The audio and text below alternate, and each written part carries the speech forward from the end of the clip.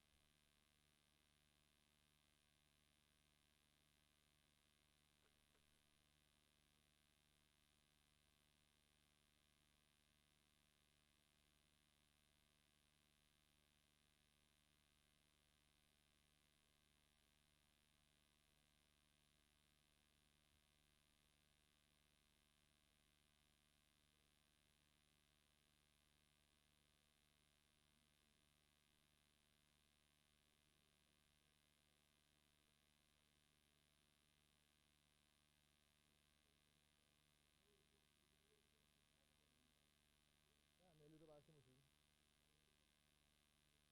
Der var redning til tidligere.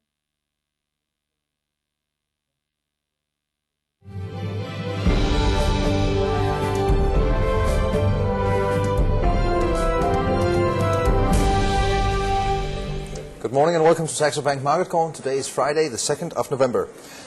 Yesterday we had the Swedish PMI out, coming out a tad stronger than expected. Also from Norway we had the unemployment rate out stronger than expected, as expected, but stronger than prior.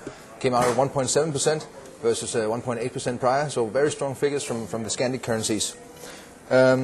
Then we saw a surprising rate increase from the Saxo Bank central bank in Iceland.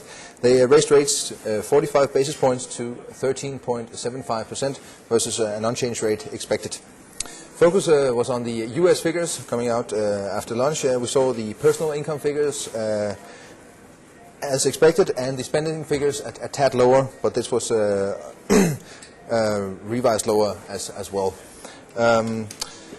Key figures were the PCE core and PCE deflator figures.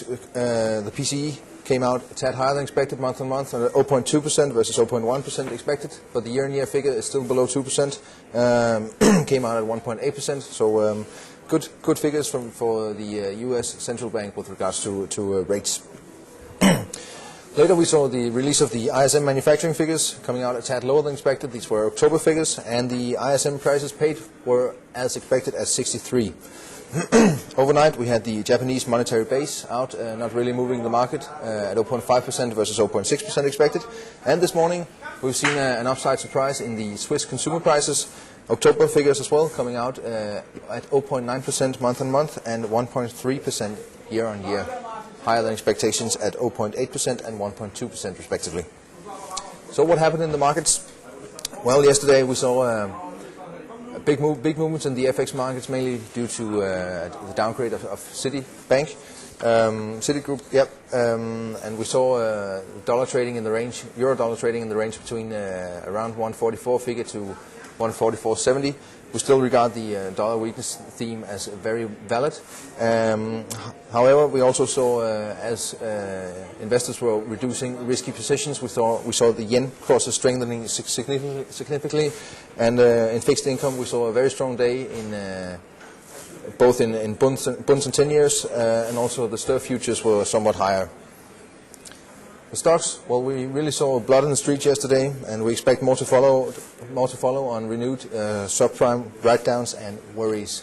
In commodities, well, gold and crude holding up, but silver is looking fragile. So what's going on in the markets? Well, Citigroup, the largest U.S. bank by assets, tumbled the most since 2002 after CIBC World Group Markets said its dividend may be cut and Credit Suisse lowered its rating. Citigroup may need to sell assets to raise cash to strengthen its capital base. This was what triggered the sell-off in carry trades yesterday and also made stocks reverse and turn red. In the Asian markets, the Asian stocks were broadly lower on Friday's trading after these Citigroup downgrades. They stoked fear of continued credit market problems. Losses were, of course, led by financials such as Mitsubishi Financial. With regards to the yen, well, the worries of continued credit crunch helped the yen higher against 16 major currencies and limited the carry trade formation. Dollar weakness continued as speculation prevailed that no non-farm payrolls today to be announced should show slower employment growth. The figure is expected to come out around 90. The median is at 85 in a Bloomberg survey, and the unemployment rate for the US is expected to come out at 4.7%, which is the same as prior. Should the US jobs data disappoint expectations to a high degree, we see speculation on a possible December rate cut can be expected to be reheated, but this will of course be more revealed in next week's consumer prices. The calendar today, well, as I said this morning, we saw a strong Swiss CPI, and at 9:30 we have the UK PMI construction. I don't expect this to move the market a lot, but of course, key today will be at 11 o'clock GMT, where we have the Canadian unemployment rate expected to come out at 5.9%. That is stronger than prior. And at 12:30 GMT we have the US job report from October, where of course the key thing will be the change in non-farm payrolls and the key unemployment rate. Tonight we have the Italian budget balance. Going forward, we have the Kiwi labor costs data on the 4th of November, as well as some Aussie data, where the thing to look for will be the TD securities inflation and the ANC job advertisements. From the UK on Monday we have the industrial production and manufacturing production figures, and from the US key will be ISM non-manufacturing. From Japan on the 6th of November we have the leading economic index and coincidence index. Not really big market movers, but important to keep an eye on. And from the Eurozone we have producer prices and retail sales. From Canada we have the building permits, and the key figure on the 6th of November will be the Australian Reserve Bank of Australia are expected to hike rates 25 basis points to 6.75%. This could potentially take Aussie dollar to new highs if the dollar weakness theme continues. Today's trading strategies. Well, this morning we entered a short dollar Swiss trade. We sold the break of 115.54 offer, and we're targeting 115, and we have placed a stop bid at 115.74. As we're already in this trade, we have looked for new trading opportunities, and we recommend selling the break of selling dollar yen at the break of 114.38 offer, and keep a fairly tight stop around 15 pips. And we're looking for a target around the 114 figure ahead of the US jobs data, where we will look to take new positions. In stocks, we have a possible mean reversion in Liberty Global with a ticker LBTIA registered in the US. We're entering this trade with the entry range from 39.5 to 40.5, setting a stop loss of 38, and we're targeting 43. The holding period is 10 trading days. With regards to indices, we are in general negative across the board. That's it for now, and thank you for joining in. Have a nice weekend.